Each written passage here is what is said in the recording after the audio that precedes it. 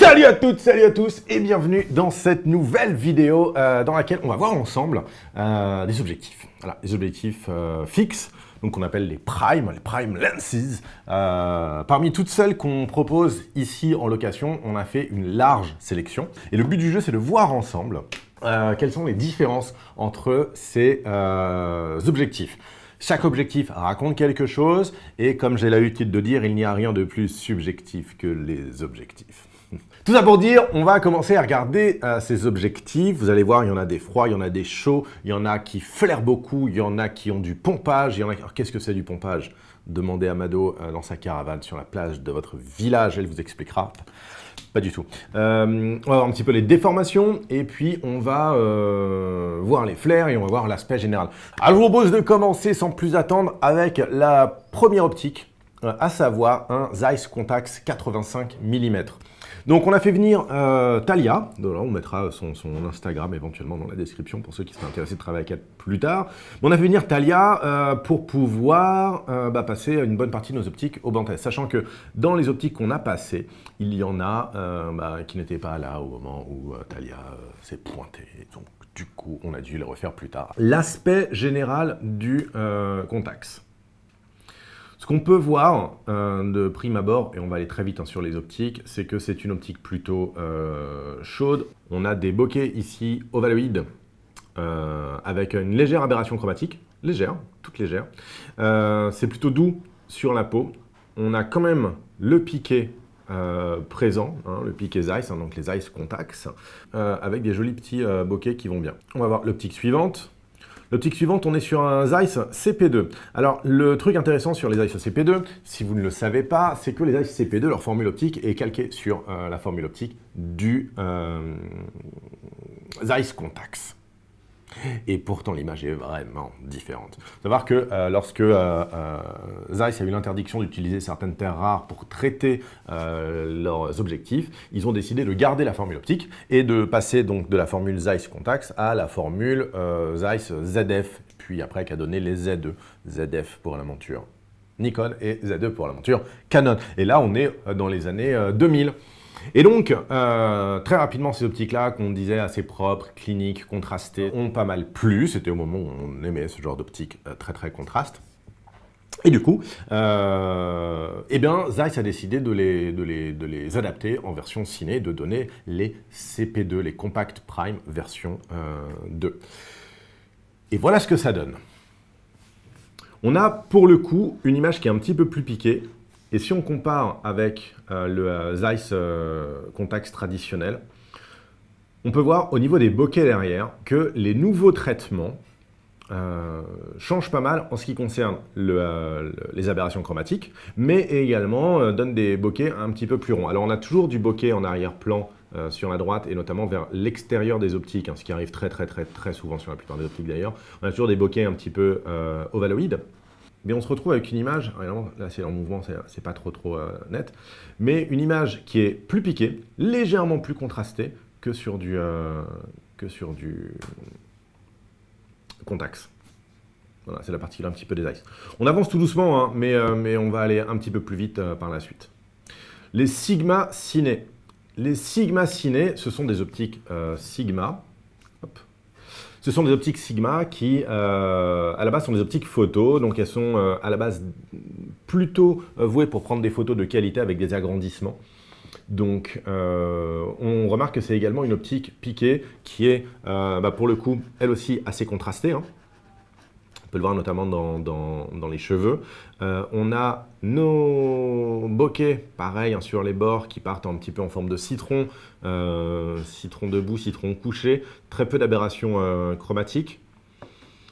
Une peau qui pour moi est un petit peu dure, voilà, si vous voulez mon avis. Donc c'est des optiques plutôt qu'on va avoir tendance un peu à diffuser. Voilà, il vaut mieux diffuser ces petites optiques. Sauf si évidemment ce que vous cherchez c'est avoir un look assez dur justement. C'est l'outil qu'on va pouvoir utiliser principalement pour pouvoir faire un petit peu d'effets spéciaux parce qu'elles sont très nettes et du coup vous pourrez diffuser éventuellement après avoir mis tous vos CGI en route. On passe au Canon FD. Alors le 85 mm du Canon FD, il est un petit peu particulier. C'est la deuxième génération en fait des Canon FD. Et la première génération, on va la voir un petit peu plus tard, et c'est encore une autre limonade. Clairement, donc ce Canon FD là, c'est un Canon qui ouvre à f1.2, donc très lumineux. On peut voir, on a de la belle bouillie derrière dans le bokeh, ce qui peut intéresser certaines personnes. Pour le coup, on a des bokehs qui partent un petit peu dans tous les sens avec des aberrations chromatiques, mais ce qu'on peut voir sur la peau, ce que j'aime bien, c'est que ça fait une peau qui est très douce. Ça donne aussi une peau qui est un petit peu plus chaude, un petit peu plus bronzée, un petit peu plus goldy, voilà, que moi j'aime beaucoup. Donc c'est une optique que j'aime pas mal, le 85 mm Canon FD. On passe au Leica à 90 mm. Alors on est sensiblement dans la même période avec les Leica Air, très intéressant, parce que pour le coup, là encore, bien que sur des optiques photos, c'est des optiques photos vintage, donc on a quand même une peau qui est relativement flatteuse, contrairement aux optiques photos récentes, qui est une peau qui peut être un petit peu trop définie. On a des jolis bokehs, pareil, en citron sur les bords, presque en ballon de rugby, quoi, hein, tellement bien allongé. Ce qui permet aussi de pouvoir donner un sens de lecture à l'image vers l'intérieur. Donc il va concentrer un petit peu le regard vers le centre de votre image. Elles ne sont pas trop contrastées, un petit peu plus douces que les optiques récentes. Et moi, les Leica, ça fait partie vraiment des optiques que j'apprécie tout particulièrement. Alors on passe au V-Speed. Les V-Speed, ce sont des optiques récentes chinoises. Le 90 de chez V-Speed est un petit peu à part dans la série. C'est un 90 à la base macro, donc on aura peut-être plutôt dû vous montrer le 75 mm V-Speed plutôt que le 90. Il est un petit peu à part dans la série, une construction un petit peu différente des autres, mais il respecte quand même la colorimétrie générale de la série. Donc on peut voir une peau qui est un petit peu plus goldy, surtout optique récente. Ça veut dire des bokehs bien ronds en arrière-plan, qui peut être intéressant pour certaines personnes, même si on peut voir que sur les bords de l'image, on commence à sentir des bokehs qui s'ovalisent légèrement. Après les V-Speed, on va partir sur le Canon FD asphérique. Et là, il y a des choses à dire.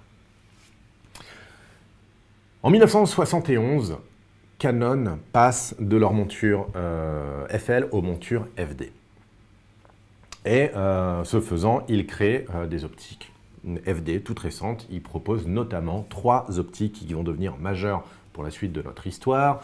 Le 24 mm 1.4 asphérique, le 55 mm 1.2 asphérique et le 85 mm 1.2 asphérique ou ASPH. En 1974, on a un réalisateur du nom de Stanley Kubrick qui s'apprête à réaliser un film d'époque, Barry Lyndon en l'occurrence. Et il éclaire tout avec la bougie. Donc il leur faut des optiques évidemment qui ouvrent beaucoup.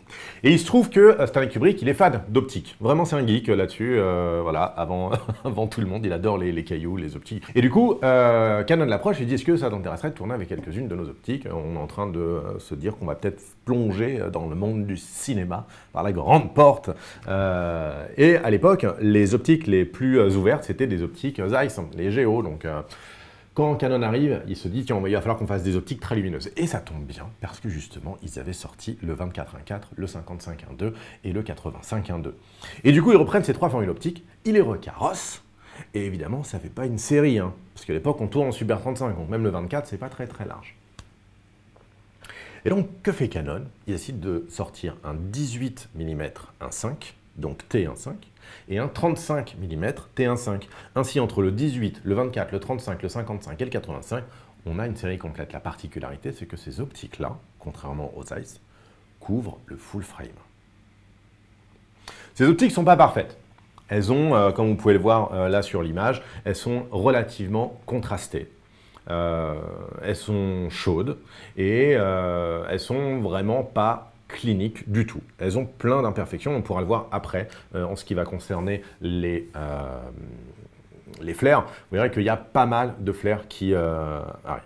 Et alors ce qui se passe, c'est qu'à l'époque, on cherche à avoir des optiques qui sont les plus cliniques possibles pour compenser le fait que sur la péloche, on a pas mal de grains et puis souvent aussi des petites imperfections. Et donc, ces optiques-là, les Canon FD ne sont pas parfaites du tout. Bon. C'est pas grave, elles sont quand même un peu utilisées, notamment dans les années 80, on trouve quelques films font avec, notamment un film Aliens. Bref, elles tombent un petit peu en désuétude, et elles sont un petit peu oubliées. Vient, début des années 2000, le début du cinéma numérique, avec des capteurs un petit peu définis, du Full HD. Ah, et puis de la 4K au milieu des années 2000. Et à ce moment-là, on est vraiment, on a tout compris au game et on dit, vu qu'on a un capteur très défini, il nous faut également des optiques très définies. Ce qui est un peu con, parce que du coup, clairement, on rajoute du sucre sur du sucre et on a une image qui est tellement crisp, tellement sharp, tellement précise, piquée, que ça devient surréel. Donc, ce qui fait que tous les fabricants, vu que c'est tout ce qu'on demande, hein, des optiques très très très définies, les fabricants commencent à se lancer là-dedans et puis tous les fabricants commencent à pouvoir faire des optiques très définies. Sauf qu'on est dans un nouveau cinéma avec des caméras qui deviennent accessibles, notamment les caméras RED. Et quand elles deviennent accessibles, les opérateurs, évidemment, commencent à s'équiper de ces caméras-là. Sauf qu'ils ne peuvent pas se payer les derniers Master Prime ou Ultra Prime. Ça coûte bien trop cher. Du coup, ils regardent dans Second Hand Market, hein, le marché un petit peu d'occasion. Et là, ils commencent à s'intéresser à deux séries principales, les Lomo et les Canon K35, les fameuses Canon qui avaient été développées pour le projet de Stanley Kubrick. Et alors, il n'y a pas beaucoup de séries de K35. Il y en a environ 2000 hein, dans le monde, apparemment, des bruits qui courent. Bref, ces optiques commencent à trouver un public. Mais évidemment, elles ne sont pas belles. Il y a des fuites de lumière partout, il y a des accidents et tout, donc personne n'en veut. Puisque personne n'en veut, c'est très très dur de trouver un acquéreur. Et même à 10 000 balles, il n'y a personne qui a envie de les toucher avec un bâton. Mais on se rend compte très rapidement, parce qu'il y a plein de gens qui sont très intelligents autour de nous, que ce serait peut-être pas mal, justement, avec ces capteurs surdéfinis, d'utiliser des optiques qui ont un peu de douceur, qui ont un petit peu des accidents de lumière, qui sont peut-être un petit peu trop contrastées ou un peu trop chaudes, bref, qui apportent quelque chose à notre image. Et on commence à s'intéresser aux K35. Les K35 qui ouvrent beaucoup, 1.5. Et ces optiques commencent à monter en prix. 10 000, 11 000, 12 000. Et les gens commencent à acheter. 15 000, 17 000, 20 000 euros. Vers 2012, on commence à avoir un certain engouement. Et là, évidemment, tout le monde se dit « Wouh, bah dis donc, si j'avais su, je les aurais achetés à 10 000. À 20 000, c'est mort. » C'est exactement pareil que pour le Bitcoin. Et puis ça continue, 20 000, 25 000, 30 000, 40 000. 40 000 euros, ça commence un petit peu à s'arracher, ça devient très dur d'en trouver. On est en 2013, mais ça continue de monter. 50 000, 60 000. Et on parle d'optiques, là, qui sont des optiques de seconde main, des optiques d'occasion, des optiques qui ont 30 ans, quoi. Et ça continue à grimper. 70 000, 80, 90, 110, 150, 170 000. La série commence à devenir vraiment très chère, à tel point que des personnes qui avaient ça au fond de leur garage se disaient, ben, on va acheter une nouvelle baraque, viens chérie, je les vends, et puis et ça continue de monter. 200 000, 220, 240. Donc on se retrouve à l'heure actuelle avec des optiques dont personne ne voulait, qui sont maintenant des optiques les plus chères, les optiques sphériques les plus chères du monde et de très loin. Là on parle des K35. Mais dans l'histoire, il ne faut pas oublier que 3 de ces optiques existent dans le monde de la photo. Et leurs propriétés se retranscrivent du domaine de la photo dans les années 70 jusqu'à de nos jours. Ces optiques, on a donc le 24-1.4, le 55 1.2 asphérique et le 85 1.2 asphérique. Et on peut les acheter. Si vous voulez en savoir plus là-dessus, regardez une vidéo, alors c'est en anglais, hein, mais de Media Division qui explique tout ça de manière magistrale. C'est vraiment bien foutu, on vous mettra le lien dans la description. Et suite à cette vidéo, le prix à l'unité de ces 3 optiques ont littéralement explosé. Mais explosé. Les optiques sont très dures déjà à localiser, à trouver. Et puis quand on arrive à les trouver, c'est à des prix complètement prohibitifs. Elles ont pris genre x6 en quelques mois, quoi. En un an, non, c'est hors de prix. Et à ça s'ajoute le fameux 14 mm de 8 qu'on utilise souvent pour les courtes focales, parce qu'évidemment, il n'y a pas de 18 mm chez Canon en photo à 1.5 et il n'y a pas de 35 mm chez Canon en photo à 1.5. Donc du coup, le très grand angle, c'est le 14 mm qui lui aussi vaut des sommes considérables. Voilà pour la petite histoire. Maintenant, regardons à nouveau le 85 mm asphérique. Il a une teinte qui est vraiment différente par rapport aux autres. Hein. Si je prends le V-Speed ou lui, on a une teinte qui est peut-être un peu plus verte, mais surtout un petit peu plus chaude sur les peaux. C'est une teinte que j'aime beaucoup sur les peaux, c'est un peu plus contrasté. Donc ce sont des optiques qui racontent un petit peu plus de choses. hein, les Canon FD principalement. C'est des optiques à l'ancienne, mais qui sont un petit peu plus contrastes, un petit peu plus chaudes. Très très très flatteuses pour la peau. Allons voir du coup le Canon EF85. Donc là, on peut voir qu'il y a une vraie différence, hein, entre ce qu'a proposé Canon avec les FD et puis ce qu'il propose maintenant avec les 85-1.2. La différence est flagrante. Là, on est sur de l'EF photo, donc ce sont les séries L Canon, et on a une image qui du coup est très piquée sur la peau, bien plus piquée que sur les Canon FD.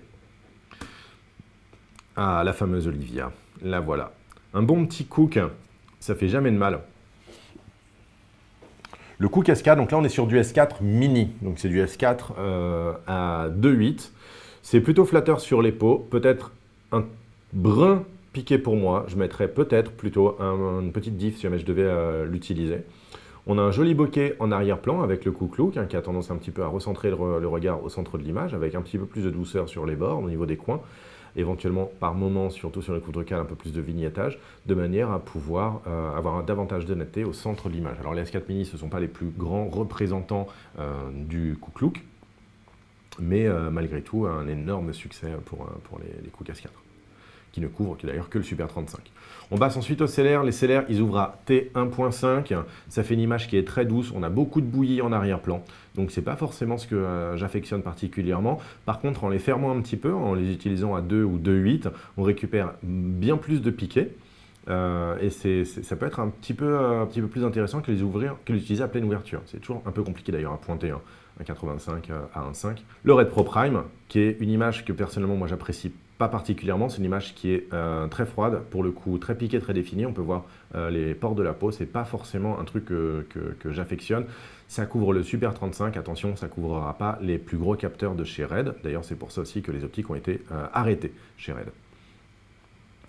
Regardons un petit peu maintenant les comparatifs. Je vous laisse juger, hein. Je ne vais pas parler pendant ça.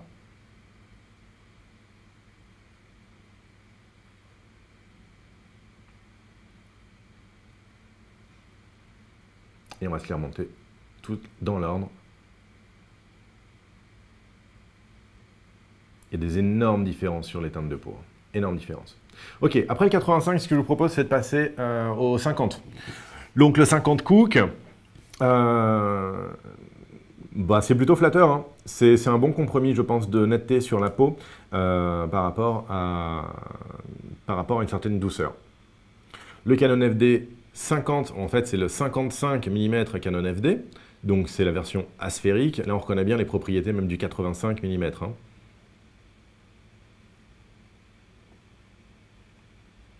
Les Sigma Ciné, très froids, très piqués, assez sharp, très lumineux, hein, vu qu'ils ouvrent à 1.5, les Sigma Ciné. C'est pas des optiques moches du tout, hein. Elles sont peut-être très froides et cliniques, mais elles sont quand même très très intéressantes. Le Leica R 50 mm. Voilà, petite vérification de points au passage. Très doux sur la peau.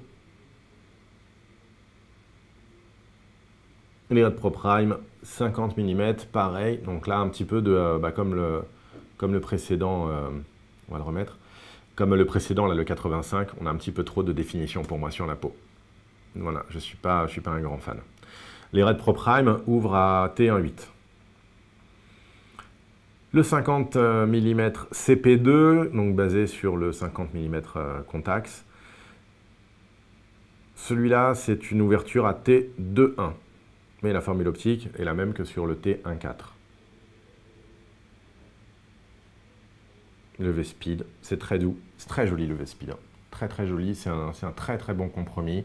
C'est pas trop marqué, c'est vraiment entre le vintage et le moderne. Les Celleire à pleine ouverture, 1.5, un peu trop de douceur selon moi. Le Contax, donc 50 mm f1.4. Le 50 mm Canon version EF, donc c'est la version photo.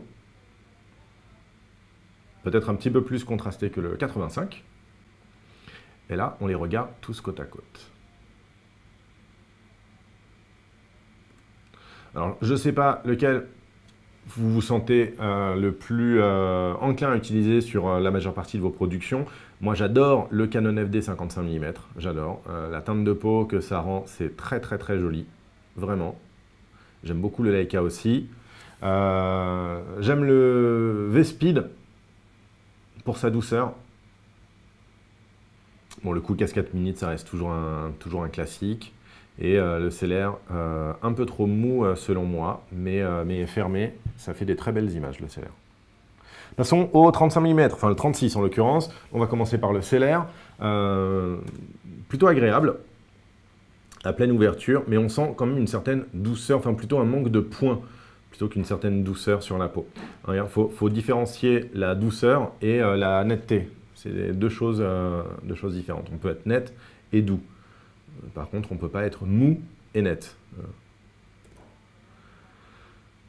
Canon EF 35 mm, 1.4.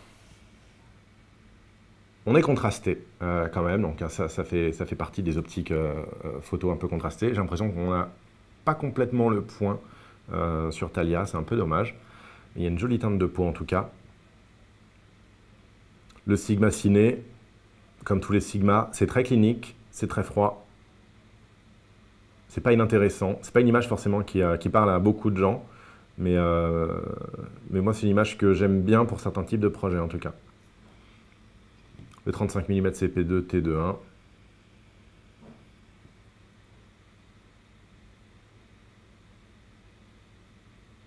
Coolcast 4, toujours le classique. On peut voir qu'il y a une petite teinte légèrement chaude sur le Coolcast 4.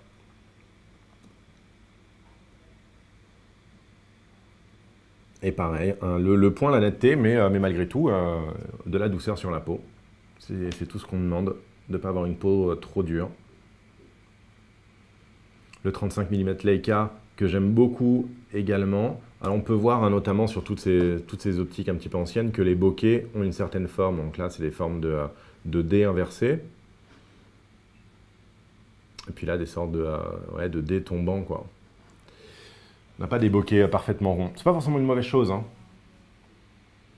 Les V-Speed, donc une construction nouvelle. Il y a quelque chose qui est intéressant aussi sur le 35, là on peut le voir. Ici, c'est la façon dont le bokeh arrière-plan donne une direction vers le centre de l'image. C'est intéressant. On aurait mérité d'avoir peut-être des guirlandes de ce côté-là aussi pour donner des directions de lumière. Le Zeiss Contax 35, bah là c'est pareil, on a des directions de lumière données par le bokeh en arrière-plan qui nous permettent de nous concentrer sur le centre de l'image. La peau est douce. Le Canon FD35, on récupère du contraste, de la saturation, notamment sur les carnations. Très joli aussi le 35, donc c'est un 35 F2. Le Red Pro Prime, pleine ouverture. Très piqué également. Voilà, maintenant regardons un petit peu le comparatif. J'aime beaucoup la peau du Canon EF.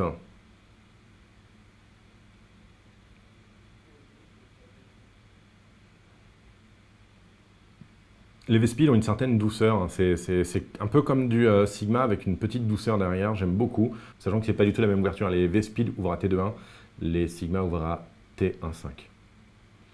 Et le Canon FD, alors on peut voir, je ne sais pas s'il y a une recette chez Canon, mais en termes de saturation, si on regarde entre le EF en haut à gauche et le FD en bas à gauche, c'est clairement les deux optiques les plus contrastées et les plus saturées. Et un joli équilibre encore une fois avec le Coolcast S4 Mini. Allez, on attaque maintenant les grands angles, les 18 mm Red Pro Prime. Très peu de déformation, comme on peut voir, mais on va s'y atteler à regarder ça de plus près tout à l'heure. Là encore, on est très sharp. Le Canon FD 20 mm qui aurait mérité d'une part d'être au point et d'autre part peut-être de compenser un peu mieux le diaph de 2.8. Voilà. Alors on n'a pas mis le 14 mm parce que malheureusement il était en train de se faire recarrosser intégralement, donc il n'était pas à disposition chez nous, malheureusement. Donc je pense que le 20 mm on va peut-être le sortir de notre comparatif. parce que l'image n'est pas correcte. Le V-Speed 25, donc pareil, une belle douceur, hein, toujours une belle douceur sur les V-Speed. On a quand même de la netteté.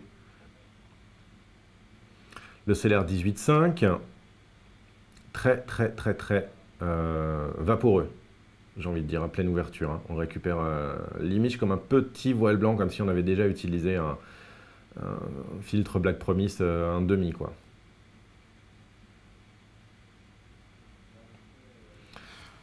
La série L de Canon, le 14 mm de 8, qui est une grosse référence dans le monde de la photo. Le Zeiss 21 mm, qui est pas mal du tout sur les pots d'ailleurs, le Zeiss 21 mm, c'est pas mal du tout. Le Sigma Cine 14, très large. Alors V-Speed, j'aurais bien aimé qu'ils sortent déjà leur 16 mm, mais malheureusement, au moment du test, il n'était pas encore sorti. Sinon, on l'aurait comparé évidemment avec ce 14 mm de chez Sigma.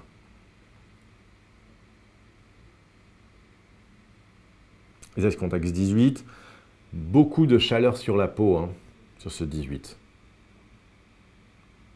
Le Cooke S4 qui est très équilibré, encore une fois. Très équilibré. Je pense qu'on a le bon ratio entre la netteté du sujet et un flou en arrière-plan qui vient le détacher. Voilà, il ne nous en faut pas beaucoup plus que ça, en fait, on est bien là. Ça sert à rien d'avoir une bouillie derrière. Il vaut mieux avoir légèrement de bokeh. Le 19 mm de chez Leica R, une des optiques les plus prisées chez Leica, une des optiques les plus chères d'ailleurs, chez Leica aussi, et des plus dures à trouver. Le 19 mm de 8. Allez, on part sur le side-by-side, à la comparaison côte à côte. Alors, on va retirer peut-être le Canon 20 mm de nos discussions. Sur les trois optiques restantes, pour moi, c'est le V-Speed qui est devant, pour sa douceur. Et la teinte qu'il apporte qui est quasiment neutre, là où sur le 21 mm CP2, on a une teinte un petit peu verte-jaune. Alors qui renforce la peau, hein, mais qui n'est pas forcément très bienvenue selon moi. Le 14 mm Sigma qui est très joli, enfin, c'est des belles prouesses qu'ils font chez Sigma pour sortir ce type d'optique. Après, ça vous parle ou pas, hein, mais c'est très propre. Et là, clairement, je donnerais l'avantage au Leica R pour moi, de manière générale, hein, sur la série pour le moment. Il est très doux. Il apporte une légère teinte, mais qui flatte surtout la peau. Pas mal du tout. Et puis, de manière générale, peut-être je donnerais l'avantage, malgré tout, sur toutes les optiques, au Cooke S4, pour un meilleur équilibre. Je vous propose maintenant qu'on regarde les déformations. Parce que quand on est au grand angle, on peut avoir des déformations, notamment sur les bords. Alors, ça se voit évidemment sur les visages. Le 18 mm, qui ne couvre pas non plus énorme, déforme un petit peu. Légère déformation, mais ça se tient encore. Le Canon FD, qui font un bon boulot. On peut voir aussi sur les bords d'image, au niveau des lignes verticales, des déformations, et même horizontales. Est-ce qu'on a un petit peu de convexe, concave? Alors là, on n'est pas au archi grand angle, hein, on est au 25 mm sur V-Speed, quasiment aucune déformation, mais une douceur sur les bords. Vous voyez que le visage devient un petit peu plus flou sur les bords. Alors quand on en a conscience, ça peut plutôt être une force, hein, dans la conception de notre plan. Le CLR, qui nous fait un petit peu d'effet de gélo quand on bouge très fort, mais qui n'est pas trop déformé. Le 14 mm Canon, par contre, là, au 14 mm full frame, évidemment qu'on va avoir de la déformation sur les bords, évidemment. Par contre, on peut voir qu'on s'est débrouillé pour que les lignes, pardon, restent bien linéaires et pas trop courbées.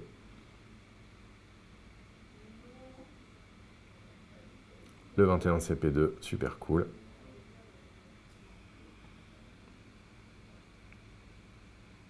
Et le Sigma Cine 14, pareil, on part sur du full frame.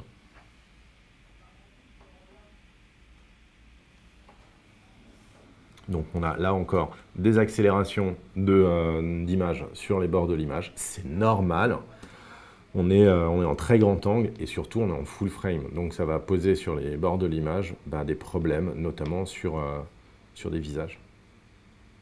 Donc il faudra essayer de garder les visages au-delà de la première ligne de force de votre composition. Le 18 mm contact, une vieille optique vintage, full frame également, donc on n'est pas trop éloigné du 14, donc on a de la déformation comme sur les 14, mais évidemment un petit peu plus atténué. Et le coup cascade 18 mm, donc là, c'est plutôt très propre hein, sur les bords, mais il ne faut pas oublier que c'est une optique Super 35, donc forcément c'est un petit peu plus simple d'avoir des bords qui soient plus clean. Le 19 mm l'équerre, eh ben, il y a une très légère déformation et une certaine douceur sur les bords, mais beaucoup moins présente que sur le 18 mm ou les 14 mm. Ça reste quand même une optique full frame. Hein. Alors j'arrête un petit peu la vidéo là, mes amis, parce que ça commence à être un petit peu long. Voilà, elle commence à être un peu trop longue pour moi. Même si, hein, c'est pas la longueur qui... Non, on ne dit pas ça. Bon, ouais. Donc, elle commence à être un petit peu long. On va s'arrêter maintenant, c'est la fin de la première partie. Je vous laisse dans les commentaires un espace de discussion pour que vous puissiez nous dire, et me dire surtout à moi, quel objectif vous plaît le plus pour le moment.